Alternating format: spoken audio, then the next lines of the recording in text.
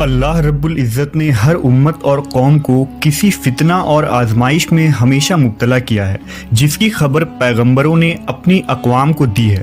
امت محمدیہ کے لیے ایک بڑی آزمائش وحشی اور درندہ صفت قوم کے خروج کی شکل میں لکھ دی گئی ہے، جس کے وقوع پذیر ہونے میں کوئی شک نہیں۔ آخری نبی محمد صلی اللہ علیہ وسلم نے احادیث مبارکہ میں اس فتنے کی خبر نہایت ہی وضاحت کے ساتھ دی ہے۔ اس وحشی قوم کا نام یاجوج ماجوج ہے۔ یہ وہ قوم ہے جس کی پیشن گوئی نہ صرف نبی صلی اللہ علیہ وسلم نے کی، بلکہ توریت و انجیل میں بھی اس قوم کا ذکر ملتا ہے، جسے گوگ اینڈ میگوگ کہا گیا ہے۔ دراصل یاجوج ماجوج حضرت نوح علیہ السلام کے تیسرے بیٹے یافس کی اولاد میں سے ہیں۔ یہ لوگ شمالی مشرقی ایشیا میں زندگی بسر کیا کرتے تھے اور اپنے ارد گرد کے علاقوں پر ہمیشہ وحشیانہ حملہ کیا کرتے تھے۔ ان کی آبادی چین سے مغرب میں ترکستان تک پھیلی ہوئی تھی۔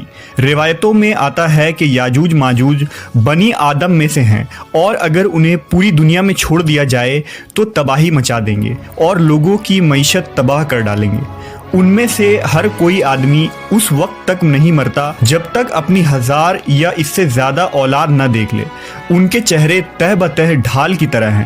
یہ لوگ لمبے قد کاٹ کے ہیں جو صنوبر کے درخت کے مانند ہے۔ ان میں سب سے لمبا شخص 3 بالش تک کا ہوتا ہے۔ یہ جس جاندار کے پاس سے گزرتے ہیں انہیں کھا جاتے ہیں۔ یہ موسم بہار میں اپنے غاروں سے نکلتے ہیں اور سبزہ کھاتے ہیں۔ ان کے پنجے اور دانت درندوں کی طرح ہیں۔ ہزاروں سال قبل اس روئے زمین پر اللہ کے ایک نیک بندے کی حکومت تھی، جنہیں ذوالقرنین کے نام سے جانا جاتا ہے۔ اللہ رب العزت نے ذوالقرنین کو زمین کے ایک بڑے حصے پر بادشاہت عطا فرمائی تھی۔ آپ نے مشرق و مغرب کا سفر بھی کیا تھا۔ مورخین کے مطابق ذوالقرنین کے نام سے قرآن مجید میں جس شخص کا ذکر آیا ہے، دراصل وہ ایران کا عظیم بادشاہ خورس تھا، جسے سائرس اعظم بھی کہا جاتا ہے۔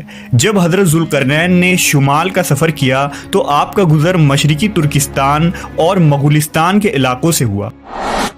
یہ علاقہ 2 عظیم پہاڑوں کے بیچ آباد تھا، اور پہاڑ کے اس پار یاجوج ماجوج رہا کرتے تھے۔ ان لوگوں نے ذوالقرنین سے یاجوج ماجوج کے فتنے کی شکایت کی اور کہا کہ یہ قوم بار بار ان علاقوں میں حملہ کر کے فساد پھیلاتے ہیں۔ لہٰذا حضرت ذوالقرنین نے اس سرکش قوم کی یلغار سے حفاظت کے خاطر ان پہاڑوں کے درمیان ایک مضبوط دیوار تعمیر کروائی، جو لوہے اور پگھلے ہوئے تانبے سے بنائی گئی تھی۔ تعمیر مکمل ہونے کے بعد آپ نے اللہ کا شکر ادا کیا اور لوگوں کو آگاہ کیا کہ یہ دیوار وقتی طور پر اس قوم سے حفاظت کرے گی، لیکن ہر چیز فنا ہو کر رہتی ہے، لہٰذا ایک دن یہ دیوار بھی ٹوٹ جائے گی اور یاجوج ماجوج ان علاقوں سے نکل کر تمام زمین پر پھیل جائیں گے۔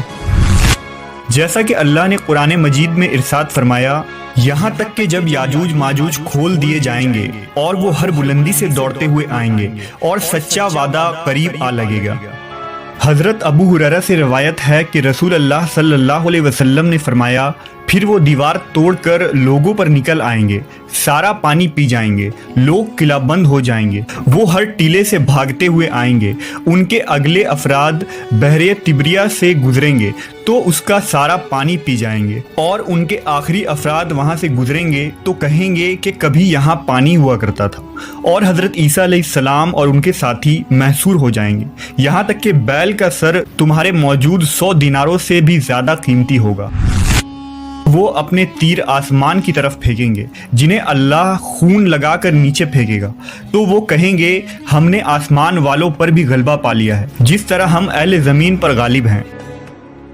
ایک روایت میں ہے کہ بے شک یاجوج ماجوج روزانہ دیوار توڑتے رہتے ہیں۔ جب وہ مکمل ٹوٹنے کے قریب ہوتی ہے تو انہیں سورج کی شعاعیں نظر آتی ہیں۔ اتنے میں ان کا بڑا کہتا ہے، چلو باقی کل توڑیں گے، تو اگلے دن اللہ اس دیوار کو پہلے سے بھی مضبوط بنا دیتا ہے۔ جب ان کی قید کی مدت ختم ہو جائے گی اور اللہ انہیں لوگوں کے سامنے ظاہر کرنا چاہے گا، تو اس دن جب وہ سورج کی شعاعیں دیکھیں گے تو ان کا بڑا کہے گا، चलो इंशाअल्लाह बाकी कल तोड़ेंगे। जब वो अगले दिन आएंगे तो इंशाअल्लाह कहने की बरकत से दीवार उतनी ही होगी जितनी छोड़ कर गए थे। यूं वो बाकी दीवार तोड़कर बाहर आ जाएंगे। दीवार तोड़ने के बाद ये जमीन में खूब कत्लो गारतगिरी करेंगे। ये सब क़यामत के करीब होगा। हजरत ईसा अलैहिस्सलाम उनके लिए हलाकत की दुआ फरमाएंगे तो अल्लाह उनकी गर्दनों में कीड़े पैदा फरमाएगा जिससे ये फौरन मर जाएंगे। पूरी ज़मीन पर उनकी लाशों की बदबू फैल जाएगी। फिर अल्लाह एक किस्म के परिंदों को भेजेगा जो उनकी लाशें उठाकर जहां खुदा चाहेगा फेंक आएगा।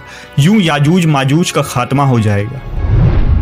मवर्रखीन और मुहक्किकीन के मुताबिक सरजमीन कफ़काज़ में दरियाए खज़र और दरियाए सयाह के दरमियान एक पहाड़ों का सिलसिला है जो एक दीवार की तरह शुमाल और जुनूब को एक दूसरे से अलग करता है।